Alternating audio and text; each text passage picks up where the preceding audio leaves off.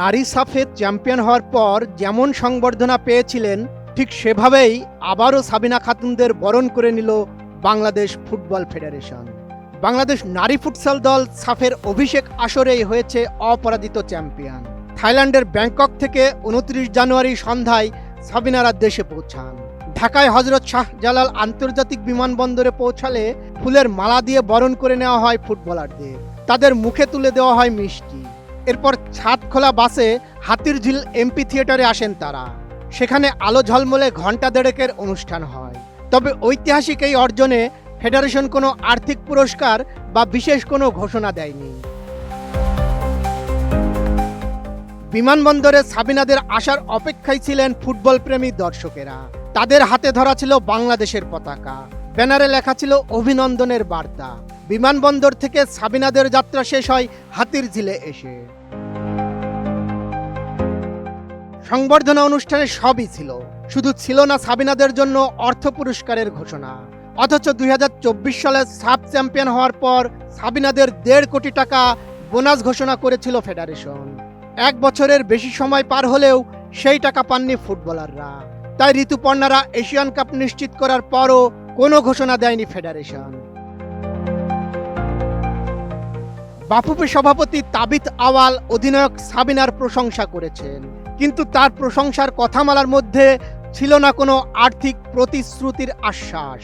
আমাদের আত্মবিশ্বাস ছিল, আমাদের যে প্লেয়াররা ছিলেন, নট ওনাদের ট্যালেন্টের ব্যাপারে খালি বলছি, ওনাদের যে ডেডিকেশন ছিল, ওনাদের যে হার্ডওয়ার্ক ছিল, সেটাই প্রমাণ করে দিয়েছিল যে এটা একটা উইনিং টিম, একটা চ্যাম্পিয়ন টিম। অ্যান্ড ওনারা কিন্তু মাঠের ভিতরে এবং মাঠের বাইরে চ্যাম্পিয়ন হিসাবে আচরণ করছে। যেই টিমটা ফুটসল খেলতে গিয়েছিল তাদের জন্য সাথে একটা আলাদা কন্ট্রাক্ট ছিল আমাদের। ওই কন্ট্রাক্ট অনুযায়ী তারা স্যালারিও পাবে। At the same time champion হওয়াতে অফকোর্স পুরা টিম, মানে যারা খেলেছে প্লাস কোচিং স্টাফের জন্য একটা বোনাস দেওয়া হবে। বাট সেই অ্যামাউন্টটা কিন্তু সিন্স ফুটসল কমিটি আলাদা, ওই কমিটির মাধ্যমে ডিক্লেয়ার করা হবে।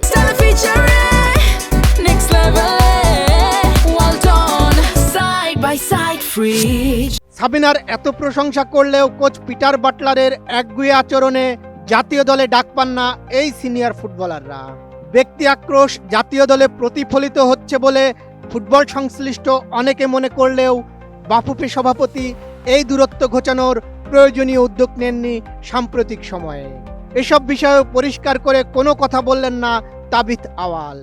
দেখেন, আমি বাফুফের দায়িত্ব একা নিই নাই। বাফুফেতে একটা 21 জনের নির্বাচিত কমিটি এসেছে। বাফুফে কিছু ম্যানেজমেন্ট ইমপ্রুভ হয়েছে। তো সব কিছু মিলে আমি মনে করি একটা পজিটিভ রেজাল্ট আমরা পেয়েছি। আমি মনে করি না এককভাবে কারোভাবে এটা সম্ভব ছিল। অধিনায়ক হিসেবে সাবিনার অর্জনের মুকুটে আরেকটি পালক বসেছে। বাংলাদেশের নারী ফুটবলের কিংবদন্তি এই ফুটবলার হয়তো অর্থ পুরস্কার আশা করেছিলেন, কিন্তু এ নিয়ে সরাসরি কিছু না বললেও শুধু এটা বলেন যে ফুটসাল যারা খেলেন তারা সবাই মধ্যবিত্ত, নিম্ন মধ্যবিত্ত পরিবারের সদস্য। তাই অর্থ পুরস্কার পেলে খুশি হতেন তারা। চাওয়া পাওয়ার বিষয়টা হচ্ছে ওনারাই ভালো জানবেন, এবং যেহেতু এখানে সব মেয়েরাই হচ্ছে মধ্যবিত্ত নিম্নবিত্তের ফ্যামিলির, তো ফাইন্যান্সিয়াল সাপোর্ট যদি তারা পায় এটা তো তাদের জন্য এবং তাদের ফ্যামিলির জন্য অনেক উপকৃত হবে। British coach Peter Butler Asian কাপের দলে ডাকেননি সাবিনা সহ বিদ্রোহী 5 ফুটবলারকে। এ নিয়ে আক্ষেপ নেই সাবিনার, তবে তিনি ফুটসাল ও ফুটবল দুই দলেই দেশের প্রয়োজনে খেলতে চান। ফুটসালটা আমার জন্য নিউ না, আমার এক্সপিরিয়েন্স আছে খেলার। সো সেই জায়গা থেকে তো এটা আসলে খেলাটা তো আসলে পাইনি, এবং আমরা তো ফুটবল প্লেয়ার, দীর্ঘ বছর ধরে ফুটবল খেলছি, এবং যদিও ফিল্ডটা একটু ডিফারেন্স, বলটা একটু ডিফারেন্স, সো সেই জায়গা থেকে তারপরেও আমাদের এক্সপিরিয়েন্সটা আমরা কাজে লাগিয়েছি। এখনও আসলে ফুটবল এবং ফুটসাল দুইটাই যেহেতু পারি, আমার যখন যেটাতে দরকার হবে আমি উইল বি দেয়ার। সাবিনা জানান বাফুফে সভাপতি তাবিথ আওয়াল সহ সবার প্রতি কৃতজ্ঞতা। Futsal team manager, coaching staff এবং দলের সঙ্গে যারাই ছিলেন সবার জন্য এটা সম্ভব হয়েছে। দেশের সমর্থকেরা যেভাবে সাপোর্ট করেন তাদের জন্য এই ট্রফি উৎসর্গ করেন তিনি। ছাদখোলা বাস আছে, ফুলের মালা আছে, এমনকি আছে আলো ঝলমলের সংবর্ধনাও। শুধু নেই ঘাম ঝরানো লাল সবুজের এই যোদ্ধাদের প্রাপ্য সম্মানী। দক্ষিণ এশিয়ার মঞ্চে অপরাজিত চ্যাম্পিয়ন হয়েও সাবিনাদের ফিরতে হলো শূন্য হাতে। বাফুফের প্রশংসার জোয়ারে কি তবে পেশাদারিত্বের দাবি হারিয়ে যাবে?